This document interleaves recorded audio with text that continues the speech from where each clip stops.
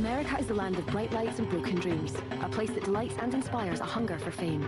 It's also a place that some people find hard to leave, even after death. My name's Gail Porter, and I'm a skeptic. My name is Chris Fleming, and I'm a sensitive. It's my mission to investigate alleged sightings and hauntings of Hollywood ghosts. A sensitive can detect paranormal events beyond the range of the 5 senses. I wouldn't say I'm a non-believer, but I'm definitely a skeptic. Together, our mission is to investigate the dead famous. Our search for America's ultimate entertainer, Bing Crosby, would take us to his hometown of Spokane in Washington State, and the place that sparked his career, the Met Theatre. It's like something like out of Nightmare on Elm Street. To the Davenport Hotel and its glorious ballrooms where Crosby transmitted his famous radio show. Right, okay. Who is this spirit that is here? Can you give us a sign? What is wrong? Your throat hurts? All right, I want to get you out of here for right now. And finally to the Fox Theatre, where Crosby played to a full house. It is now deserted, but would his spirit still be on stage, or have the entities that lurk in the shadows of the theatre taken over? Gail, he's right in between you and I, behind us. How do I get out of here, man? I can't respond to her.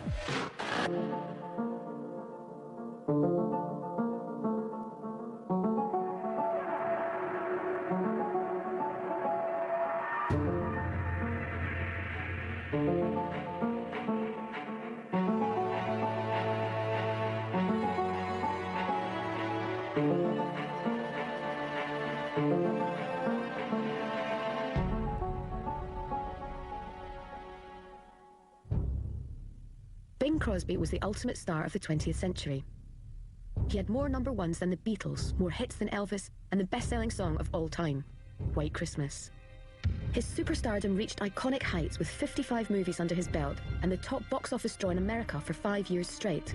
No modern-day Hollywood big hitter has even come close to the title. Crosby embodied the idealism of the dream, from the boy next door to the voice of America. Bing Crosby may have represented all American values with his Christmas specials and his charity work, but the personal life of this famous crooner was a very different story. Crosby was a shy man, unsure how to cope with the many compliments that he received. He was also criticized for his strict treatment of his children and wrote into his will that they would not get their inheritance until they were 65 years old. Crosby's roots were in small-town America, here in Spokane in Washington State, where he was brought up with his 6 brothers and sisters. So will the Crosby that we find be the family entertainer, or will we find a man uncomfortable with the world that loved him? Harry Lillis Crosby was born in Tacoma, Washington State on May the 3rd, 1903. He moved to Spokane when he was 3 years old, where he received his infamous nickname after his favorite comic strip character in the local paper. Forever after known as Bing, Crosby led a modest childhood. He worked many jobs from paperboy to lifeguard, but always at his core was singing. Bing was well known in the family for going around and whistling and singing all the time. Apparently, you couldn't shut him up. He used to deliver the local newspaper, the Spokesman Review. He was a paperboy, and there are stories of people complaining that he would wake them up because he would go past their house singing. Crosby joined his first band, the Musical Aiders, while attending law school in the early 20s. Although now better known for his Christmas hits, the then young Crosby fell in love with the phenomenon that was sweeping the nation, jazz.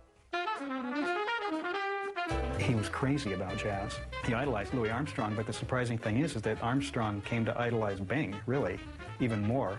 And Louis Armstrong is quoted often as saying that Bing Crosby taught everybody how to sing, and that everybody should just listen to him. If they want to know how to sing, that's how to do it.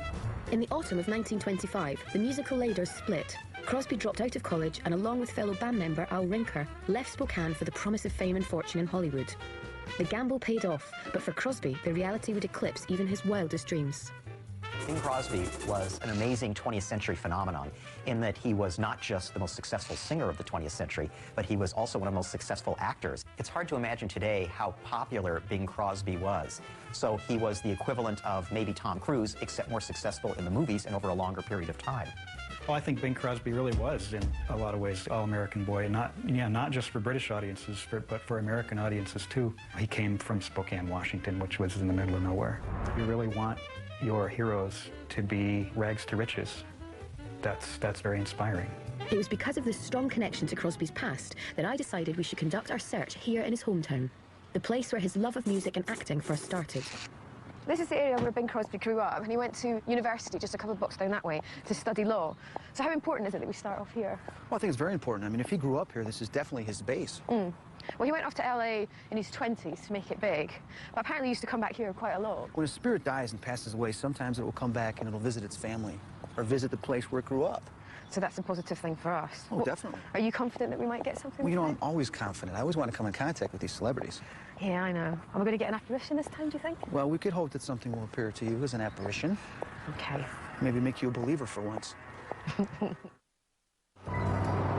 Crosby performed in many venues during his time in Spokane, but I wanted to start our search at the place that sparked his desire for showbiz. It was the Met Theatre, where Crosby worked as a stagehand, as well as performing his farewell gig in his hometown. The Metropolitan Performing Arts Center, as it's known today, was actually built in 1915 as a silent film and vaudeville house. During the early 20s, it was on the circuit for vaudeville acts all through California. They come to Seattle and then come over to Spokane and on to Missoula, Montana. Probably the most famous person that performed on the stage was Bing Crosby, and that was just in the late 20s before he moved to Hollywood. But the building is not just about Crosby. It is also reported to be home to many spirits. I've known a lot of people who attended shows here who have passed away over the years, and I do feel that they do sit in this building and still watch the shows. The entertainment is very good, and people like to be entertained alive or dead. This place used to be called the Clemmer, and in 1925, this was the place where Bing Crosby played his final farewell gig to Spokane before he went to LA to make it big. All right, this was the last place that he performed at. There's got to be some type of place memory or residual energy that remains. Apparently so. Apparently it's haunted and there's a lot of energy. Okay, well, let's go find out. Right. To learn more about the Met Theatre's ghostly past, I had organised to meet Michael Smith, the theatre's manager. And this is the stage where all the activity happens. In this one spot right here, I've seen Kurt Vonnegut, Pearl Jam, and many other stars, including Bing Crosby, have been at this very spot, putting their energy into this building. You've had a lot of performers on this stage. They release probably a lot of energy to the people that are here. But the type of energy we're kind of talking about is maybe paranormal, supernatural. I've had a lot of people comment on the feelings backstage. You know, there is a certain feeling of sometimes uncomfortableness, sometimes kind of a joyous feeling. But there are feelings back there. You feel it in the bricks and the wood. Kind of gives you chills, doesn't it? The next thing that we have to do, obviously, is have a bit of a spook around in the dark, if that's okay with you. Absolutely. As darkness fell, we went back to the theatre to see whether Crosby's ghost had returned to the place that inspired him from backstage onto the world stage. All right, Ken, so Bing Crosby has been on this stage, as well as a lot of the performers. So I guess our goal is to see if we can find his spirit, if he's still here. You know, I'm not feeling anything at this precise moment, so let's just kind of walk around and see what we get.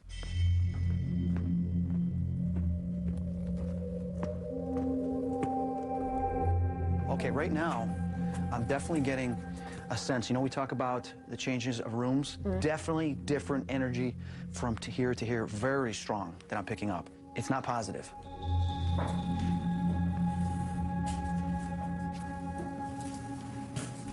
Did somebody fall down here? I'm getting a feeling of, What is that? Don't go backwards too much, because I don't want you falling over the railings. God, I had the feeling of being pushed or something. If there's a ghost or spirit that resides in here, would you please come forward and give us a sign? The emotion that I'm getting right now is like...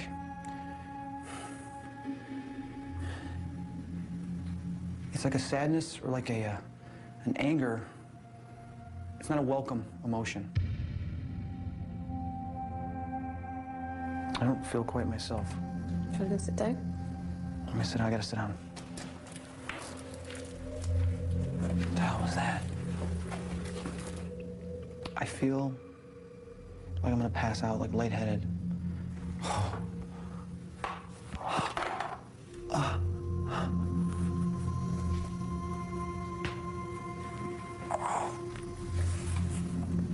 That hurt. What was it?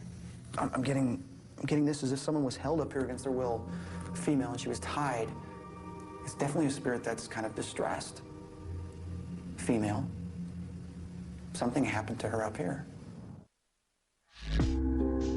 Our search for Bing Crosby has brought us to his hometown of Spokane in Washington State, the place that he discovered his love and talent for entertaining.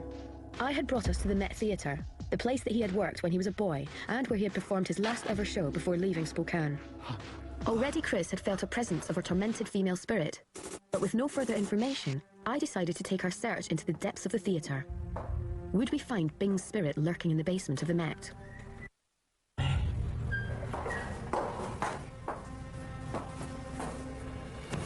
Gail, there's another basement below this. Is there?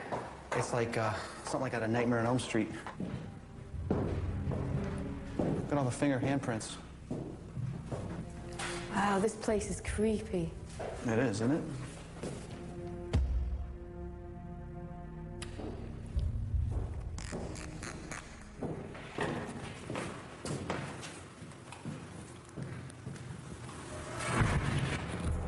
Did you hear that? What was it? It was like something moved over here.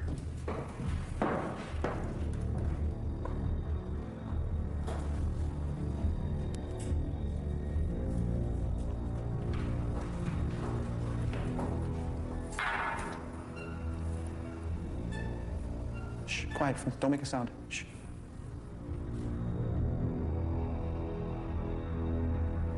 I'm stumped. I'm stumped. The unexplained noises in the bowels of the Met Theatre had us startled. Was the spirit of Bing Crosby trying to make contact? Or could it be a darker entity marking its territory? Okay, what I'm gonna do here, this is a supersonic ear. Okay, what this device does is it amplifies any sound from a distance. Okay? You know, when we get a lot of EVPs, it's not until we play it back and we analyze it till we find them. But in this case, I can now hear it as well as record it.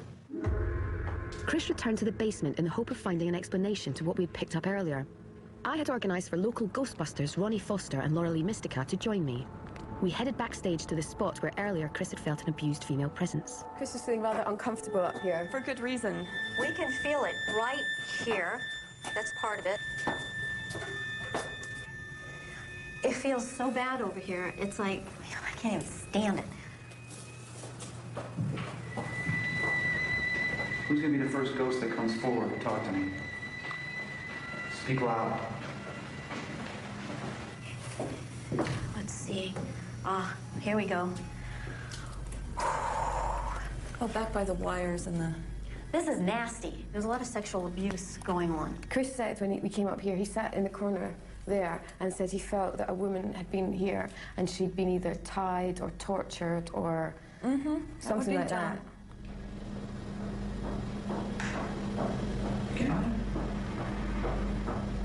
What the hell is walking upstairs? Hey, you guys. Did you hear anybody walking? We heard walking. Very loud. I even recorded it on here. I had a new employee, and she and her friend wanted to run in what they call Bloomsday in Spokane. And Bloomsday is a 50,000 person run, and it goes right past the theater doors. And she asked if they could stay overnight in the green room downstairs. She said they were woke up by the sounds of footsteps in the hallway outside the dressing room doors. And they said every time they lay down, the walking started again. And they were so scared, they went running out of the theater.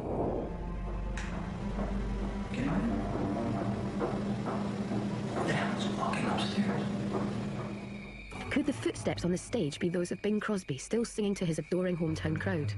And who or what was the cause of all those noises in the basement? Our time at the theatre was over, and yet we were left with many unanswered questions. As morning broke on a cold winter's day in Spokane, Chris and I met for breakfast at a local diner.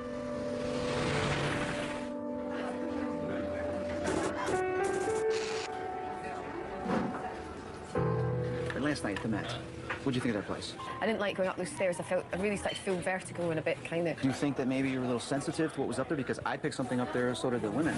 Yeah, well, you felt that someone had been pushed over there, whereas I felt that because the banisters were low and it was dark and I'm clumsy, I could fall over there. I didn't pick up a lot of details. I picked up just little segments, and those segments were very relevant to what they picked up. So they were able to put the whole story together. Because that's three of you all got the same story. The basement was great, though. It was noisy. Freaky. It's too noisy. We actually heard footsteps walking above us when we were calling out for someone to come forward, and we went up there, and there was no one up there. No one had walked around, and it sounded like someone had some high, heavy heels on a wooden floor. There's too many little bits and pieces happening. It was great, though. It was spooky. Bing Crosby may have started out life as a singer, but by the height of his career, he had mastered many other areas of entertainment. Well, Bing Crosby had tremendous success on radio. He had first appeared with the Paul Whiteman Orchestra, but by the 1930s, he had his own radio show. And also, the radio was a kind of a way where he could almost intimately enter people's living rooms, which was perfect for Bing Crosby since he has such a friendly singing style. You feel like he's singing almost just to you in a very personal fashion in many ways. His radio career took him all over the country as he transmitted from hotels and theatres to the homes of America. This travelling show allowed him to return to his hometown and to his favourite hotel in Spokane. The Davenport Hotel was the social hub of the inland Northwest. There were glorious balls, there were massive banquets. There were times when they would have 5,000 people throughout the building for dinner. The Davenport Hotel was the glitziest establishment in town, and in 1922 housed the first radio studio in the area. And it was within these glamorous walls that Crosby transmitted his 10-year #1 rated show across America. This hotel had the first commercial radio station in Spokane, and so a lot of the old music that we now celebrate as being famous by Bing Crosby was sung for the first time here in the halls of this building. I would like to think that Mr. Crosby's spirit is in fact still here. There are just too many oddities that happen in the building to suggest that we don't somehow have a spirit of service somehow still within these walls. The Davenport Hotel was the next location in our search for Bing Crosby. I organised to meet Tom MacArthur to find out more about the hotel's paranormal activity. Oh, wow, look at this place. Beautiful. I love the chandeliers. Gorgeous. Welcome to the Marie Antoinette Ballroom. It's stunning. And this room would have been the home to live radio broadcasts through the 20s, 30s, 40s. Bing Crosby would have been very familiar with a room like this. And why did they choose this room to do the broadcasts? This room was the social center of the hotel then, and it still is. On opening night in 1914, our newspaper tells us there was a gorgeously crowded ball in this room. Now, when you say, you know, obviously Bing did his radio here, so he must have played music live here himself, his band. The band would have been on the far side of the room, and we're standing on the original floating dance floor. Have you had any paranormal activity in here?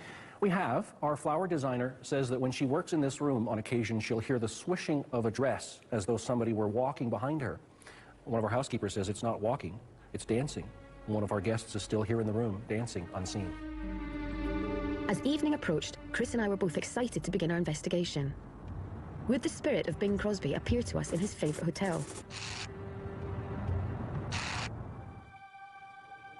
Are there any spirits or ghosts here that would like to communicate with us?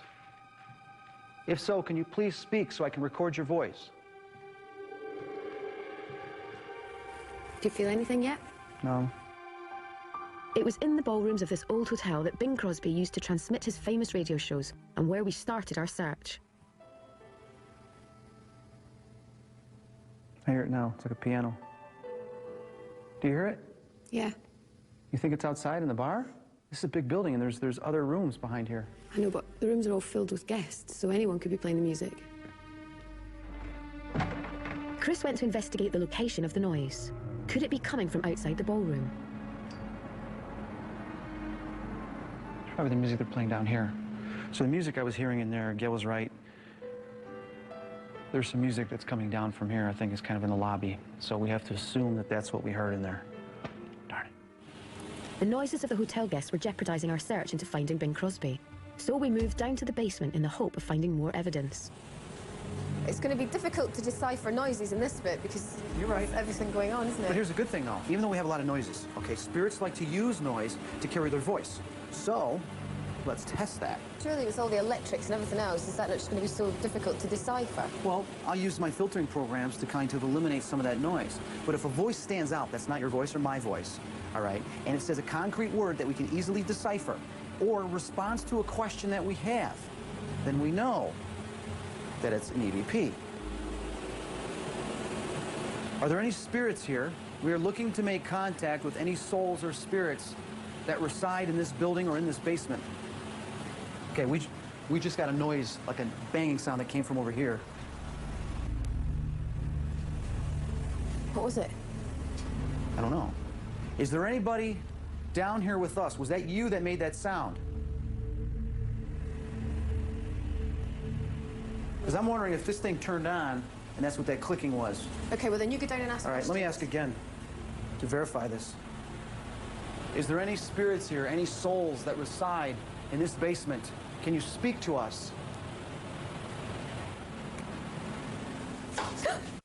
Right, okay. Is it the machine? When you all go away. What was it, Gil? It's this. That's what, okay. There you go. Our journey into finding the man known as the Old Crooner had taken us to the Davenport Hotel in Spokane, Washington State. Right, okay. Now, having moved into the basement of the hotel, the investigation was about to take a sinister turn.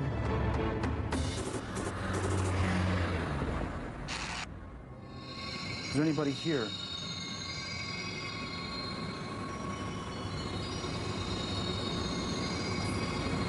I just get this weird image that someone was tied up here naked, beaten or something. Is there ever any mob ties or anything to this place? Back in the day, in like the 1920s, it's told that old mafia mobs used to hang out down in our basement area. Bad stuff probably happened down there all the time. The tunnels in the basement of the hotel linked to many locations in downtown Spokane and were used as a means of smuggling alcohol into the building during Prohibition, as well as a means of escape for more unsavory characters. I hope it's not any rats. Although I doubted this would be a place to find Crosby's spirit, we descended into the confines of the tunnel, hoping to encounter the hotel's darker past. Okay, right now we are in a dark, long tunnel, kind of like a sewer tunnel, but it's not a sewer. Are there any ghosts or spirits that are curious to our presence being here right now that would like to make contact with us? I'm asking for a spirit or ghost to come forward and give us a sign.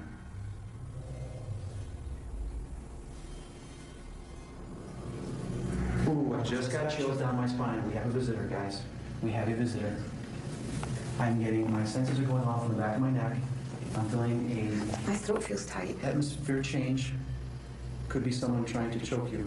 Excellent. No, I'm just saying because I'm getting a sense of negativity towards women. Who is this spirit that is here? Can you give us a sign? I can feel your presence right now. I can feel you're here, and I can record your voice. So speak to me. Okay, I'm crying. What's wrong? What is wrong? Victoria? I don't want you out of here. I want you out of here. What's wrong? You don't like it? There was no logical reason why I felt so threatened in the tunnel, until Chris found this message on his digital recorder. You don't like it? Is something bothering you, Gail? Look at me. Look at me right now. Is something bothering you, affecting you in this room? I just feel really tight around my neck. As if someone's choking you. I don't know. I feel really dizzy. I want to get you out of here right now. As I left the tunnel, the feeling of choking lessened, leaving me a little confused. Chris went back in to find out whether it was just my imagination or maybe a mobster spirit hiding in the darkness of the tunnel. Okay, what I'm going to do is I'm going to go find out exactly what it was that caused Gail to feel that way. Now, I did feel a presence, which was a male presence, and I'm going to try to see if I can piece this together.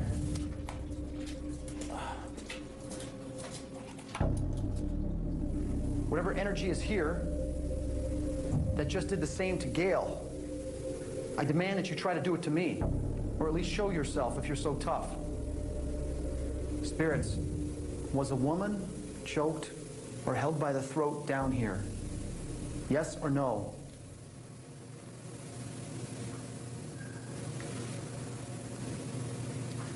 Did you hear that? I heard a voice that went, yes. Was a woman choked or held by the throat down here?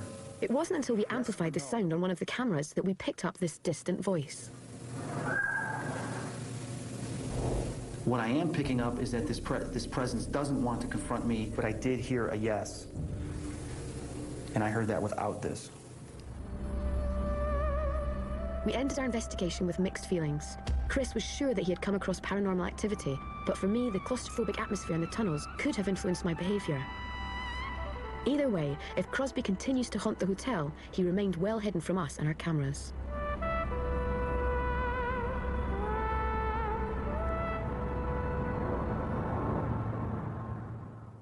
What do you make of last night? It was really interesting. Usually I don't freak out, which was the thing, you know, that upset me, and I didn't feel comfortable and everything. But then, of course, Skeptic Head comes on when I go to bed, and I think, hang on a minute, maybe I was claustrophobic. When I pulled you away, you felt a lot better, didn't you? I did. When I got upstairs, my throat didn't feel as sore, you know. But do you think we got Bing Crosby? I don't think that we actually saw his spirit or his soul. So we're just going to have to keep looking for him. The Davenport Hotel had strong connections to Crosby, but I felt that we may have better luck finding his spirit if we concentrated our search on Crosby's proudest achievements. I would say that my Uncle Bing's greatest love was singing. I mean, I think he enjoyed the acting and he enjoyed the radio and recording as well, but I think he viewed those more as necessary things to make a living. He told me, he says, Edward, he says, I am the luckiest man in the world. He says, I get to sing, which I love to do, and people pay me a lot of money to do it. He says, I would sing for free. So he says, how can you beat that? I think for Bing Crosby, singing and music were always his first love. He was totally seriously devoted to that, regardless of what he was doing in his private life or his career. Music always came first, and Bing was the great master, maybe the greatest of all time, of manipulating the microphone and using the microphone to convey his songs in an intimate yet strong fashion.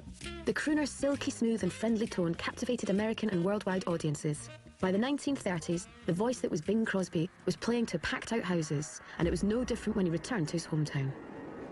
Bing Crosby would commonly refer back to his days in Spokane, and he occasionally spoke about the times that he played in the Fox Theater. This particular theater was built in 1931, and the Fox Theater has a wonderful, wonderful legacy here in Spokane. It was one of the original vaudeville and talkie movie theaters in the country. But its reputation as the place for entertainment has been replaced with stories of a haunted stage and a ghostly character still present after falling to his death. I absolutely believe that there are ghosts and spirits in this building. I would not be surprised at all if we found that there was a part of Bing Crosby that occasionally visited this theater. On a cold and wet wintry night, we headed to the Fox Theatre, our last chance of finding the spirit of Bing Crosby. Well, this place is not in action at the moment. It's under refurbishment. But when Bing Crosby was in college, he was in the choir and he used to perform here. Well, this is no longer open up to the public. So there's a good chance, because it's settled down, there may be some ghosts here. So let's go take a look. Hi, Wayne. I'm Gail. Gail. Thank you very much for having us. Welcome to the Fox. Now, this is the actual stage that Bing Crosby performed on. Well, he first performed here as a student at Gonzaga University as a member of the Glee Club, and then he came back as a superstar several times, performing benefits as well as doing a little golf. He would make a weekend out of it. We're looking for the spirit of Bing Crosby, and whenever we do something like that, we always try to find out if there's any paranormal activity to the locations that we go. Has anything supernatural ever happened here? Well, the spirit of Bing Crosby is in the Fox because of his big heart, but there has been some activity here, including an unfortunate incident that resulted in a death. Oh, where did that happen? It happened right over here. Would you like to see it? Yeah, that'd be great. Thanks very much. Just over here. Mm-hmm. This is the original fly-loft system, and in the late 30s they put in a cinema screen, and at that time one of the stagehands named Otis was rigging up there and fell to his death right here. Along with the chill of the night came our last chance of a successful investigation. Would the eternal voice of Christmas manage one last performance, or has Bing Crosby left Spokane for good? Do you have the feeling that we're not alone? I do, actually. So do I. We headed towards the stage when almost immediately things started to happen. Do you feel that draft? What was that? What was that? What was that? I heard that. Right. It was here. Do you feel that draft? What was that? What was that? My camera's just gone off. Did it? Yep. Were you recording? I was recording. You I swear, my camera just switched itself off. Do you feel that cold spot over here? This is ice cold over here. The camera's not working. There we go. Why is it jamming like that? Is there someone on this stage with us? Oh, no, no, no. What? It's just gone off again. But no, it's on. No, it's not. It's on standby. It switches itself off record. That's been twice. Really? You sure you're not touching it? No, no, no, because I've got my fingers here. I've just touched it now. My fingers are here. So someone doesn't want you to record. I mean, there is definitely a sense of a presence here.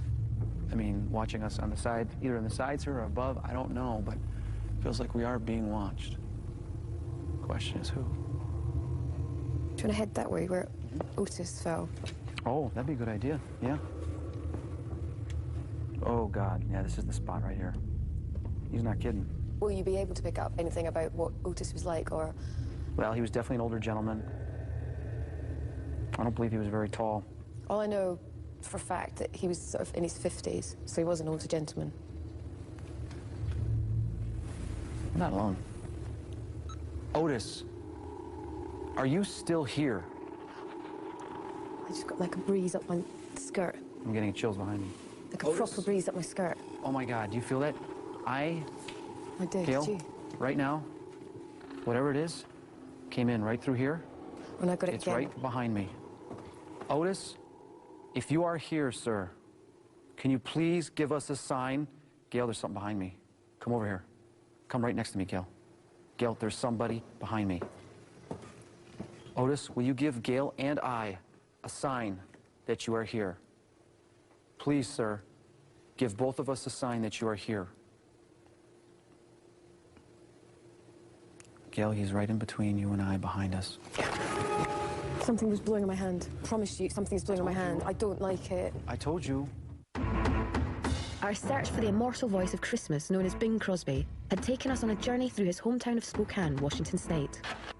We had finally arrived at the Fox Theatre, where Crosby performed to a full house. Now dark and empty, we had experienced unexplained activity on the very stage that Bing once sang. Gail, he's right in between you and I, behind us. Something was blowing on my hand. Promise you, something's blowing on my hand. I don't like it. I told you.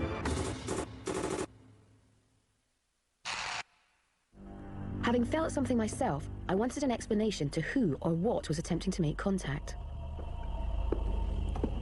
Whoa. Why is that moving? This was not moving before. I don't remember it moving before like this. Is it because we're walking back here that we're creating an airflow? It's ice cold back here too, Gail. Ice cold. Where the curtains were moving, ice cold. We got activity. Okay, watch me walk past it. Okay. Right? Okay.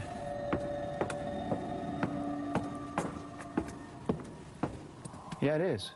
It's following you, kind of like a wave. This could just be airflow. The vastness of the theatre had me questioning if the paranormal activity that we discovered on the stage occurred anywhere else. I decided to investigate the upper reaches, the projector room. Chris went down to the basement just below the stage. Could he find an answer to what had been going on? I know I'm supposed to be the skeptic, but there's something very not right about this building. Something very not right.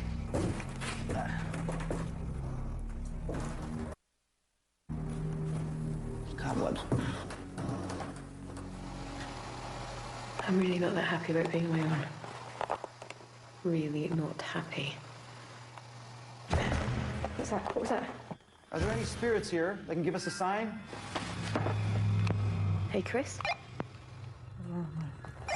Hello, you okay? Oh my God, this is... Oh my God. My walkie-talkie's drained.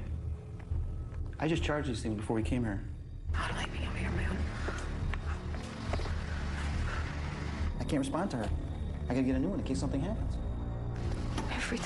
Every time I've got a walkie-talkie, he doesn't answer it. Chris? See? You hear that? It's dead. It's dead? Chris is actually right down at the bottom of the room, so we're shouting at each other so much for these walkie-talkies. Okay, we're getting some interesting activity, and most of it tends to deal with the electronics. Batteries are being drained, cameras are going off and on, cameras that are being put on record are going to standby or pause. The Fox Theatre may have been one of Crosby's favourite venues, but so far we hadn't come across any sign that the entertainer was still here. The abandoned site was definitely providing more questions than answers. Would Bing Crosby's soul respond to a séance at the very spot in which he performed? Could we persuade his spirit to come forward? Or would the theatre's other ghostly members take over? We ask you, O spirits, that have frequented this theater, and those that were once living that have moved on, that have the fondest memories here, to come to us. There's a man that died here to the side of this stage named Otis. I felt your presence earlier. Would you care to come through into this circle and speak to us?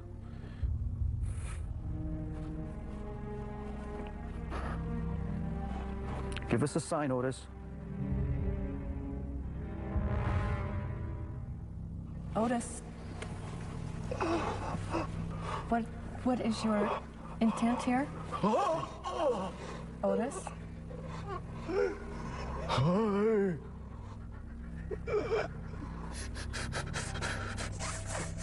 feel his body. I don't know how to leave this place. I know, Otis. Can you hear my voice? I will help you. Yes. Okay, Otis. Otis, there is a pillar of light with angels. Can you see that? Can you see that? It's above you. Release yourself from the body, and you can go in peace.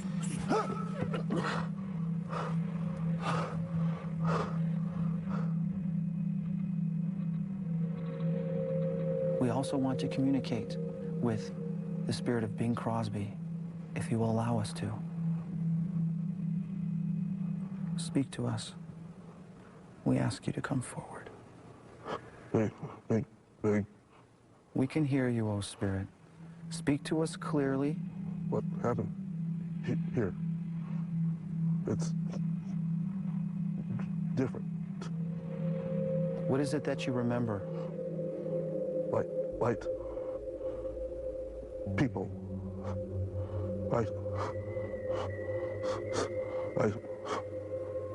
say here. What is your name, Spirit? Share with us who you were when you were in the physical.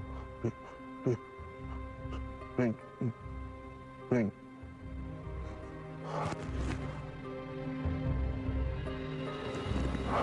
He's gone. Just as soon as we had made contact with the spirit going by the name of Bing, he had gone, bringing the seance and our investigation to a close. Our search for the original Voice of America had ended. As morning broke, we had one last wander in the wintry setting of Bing Crosby's hometown. So how do you think we fared in our search for Bing Crosby? I just don't think we got any proof that we found anything. You know, people in the town think his spirit lives on, but I don't think we actually found anything physical to prove that he was here. When we were in the Met Theatre, I really felt vertigo when I went upstairs, and I thought the interesting thing was that, you know, you felt a lot of negative things, and the other ghost hunters confirmed what you were saying. I just wish that we'd had some sort of newspaper article or something to say that certain events had actually really occurred. But you have to believe the fact that we did have some activity at some of the places we were at. We did. I mean, look at the tunnel at the Davenport Hotel, what happened to you. And then I confirmed that with the EVP that was on the player. It was a very, very unnerving tunnel, very spooky. And not the smallest tunnel we've been in, so I don't know why I reacted like that. But then look at when we were at the Fox Theater, when we were on the stage. Okay, the things that happened with the cameras, my walkie-talkie. When we did the seance, the gentleman next to me was, you know, possibly channeling Bing Crosby. And with that, I have to believe that our investigation was successful. Well, I think that everyone left the seance really believing that we contacted the spirit of Bing Crosby because they really wanted to, so it was positive in that respect. But I don't think we did contact the spirit of Bing Crosby, but I do believe that the legend, the spirit of the legend, is in this town. I would imagine that's true. But when are you going to be a believer? What is it going to take? I don't know. I'm trying really hard.